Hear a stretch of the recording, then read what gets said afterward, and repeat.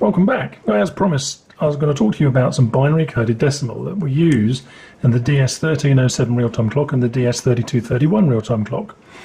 The data within the RTC memory, onboard memory, is organised slightly differently to what you might expect. Now then, let's simplify this and let's assume there are 3 individual bytes used for hours, minutes and seconds. Now, as it happens, whilst this is generally conceptually true, it actually is less simple than this. If you had an hour like 12 and minutes like 34 and seconds like, I don't know, 49, we don't store this value directly in that byte as an integer. With binary coded decimal, what actually happens is, let's take the minutes as an example. What we do, we have an imaginary line down the middle of that integer, which is 8 bits, and we use 4 bits on each side to store the respective digit. So the 3 goes in here and the 4 goes in there. Now you might argue this doesn't seem very efficient to split it up like this and have it in some convoluted manner when you can just store 34 in a single integer. But it does make sense when you consider, for example, that if you were to have a digital clock displaying 12, 34 and 49 seconds on a display unit, then it's a lot easier doing that, because then you can say in my first LCD display where I want to display 1, it will take the first digit. In my second one where I want to display 2, you put the second one, and so forth. You can just go to one half of this integer, this byte, and take out the exact value for a complete LED unit. Additionally, it must be said that this method of storing decimals as a coded form of binary used to be prevalent in the 1950s and 60s for reasons quite honestly shrouded in mist now. I think it might have been an efficient way of doing it. I don't know.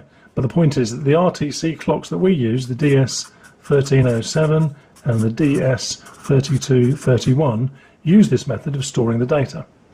So the question is now, can we have a proper example of how this might apply to us in the real world? Okay, let's go.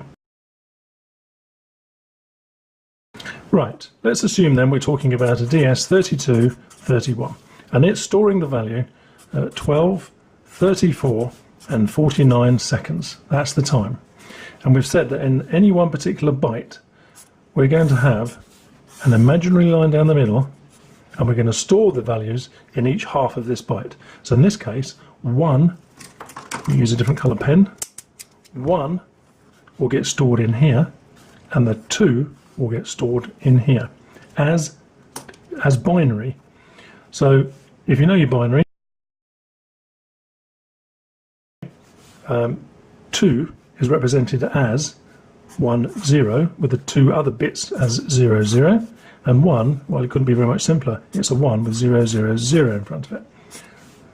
So these are 2 halves of the same byte. 001 to represent the 1, and the 0010 to represent the 2 of the 12. So 12 doesn't really come into it. It's only as we imagine it as humans that puts these 2 digits together. Now, if you were to add these 2 values up, or at least look at this particular byte of data in its entirety like that, well, it's not 2 and it's not 1 and it's not 12, because these values are in fact represented. Look, if we put it above it, that's the 1s, that's the 2s, that's the 4s, that's the 8s. It always doubles as you go along. This would normally be the 16s, 32nds, 64s, and 128. If you add all these up, by the way, you end up with 255, which is the maximum you can ever store in an integer value 1 byte on an Arduino or any other microcontroller. So what we've got here in this particular example, where we've stored a 1 and a 2, we've actually got a 16 and we've got a 2, which equals 18. Well, 18 isn't 12, and it's not 1, and it's not 2. So how does this, when we read it back from the DS3231 back into our Arduino, how do we get back to the fact that this represents, in fact, 12? Very easily. You take your value, 18, divide it by 16, which is 1, remainder 2. There we have it. 1, 2 equals 12. And that's an easy way of extracting the data out of binary coded decimal to display on something like a real-time clock.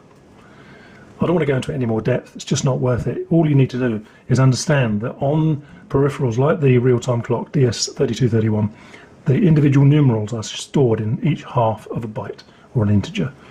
Whether it's a byte, a char, an integer, I mean, it makes no difference. This is how it's stored, and this is how we get back to it. In C# code, we take the value, divide by 16 to get a 1, but to get the remainder, what we have to say is, to get this, thank you, Benny. I'm sure you're really interested in binary coded decimal, aren't you? Come on, Benny, off you get. Now look, what we do here to get this value back, the remainder, it's 18, remainder 16, that equals 2. This is just C# code to get the remainder of a division. Okay, that's it. Pretty simple. Thank you, Benny, for joining us. Let's assume we've got the number 34, and we want to convert this into binary. That's it, that is to say, the bit representation of 34. Right, draw a line, divide by 2. 2's into 34 goes 17, exactly. Remainder, nothing. 2's into 17 go 8, remainder 1. 2's into 8s go 4, remainder nothing. 2's into 4 goes 2, remainder nothing. 2's into 2 go 1, remainder nothing. 2's into 1 goes 0, remainder 1. So there we have it. Turn this on its side, and you have 1, 0, 0, 0, 1, 0. And if, of course, this is an 8-bit byte, 1, 2, 3, 4, 5, 6, just add a couple of zeros on the front, and that equals 34 in binary. So easy. Oh well, that's it then. Thanks for watching. I hope you're finding these videos useful and interesting. Remember, you can leave comments down below, and also click that little button that says subscribe. Okay, thanks for watching, and see you in the next video.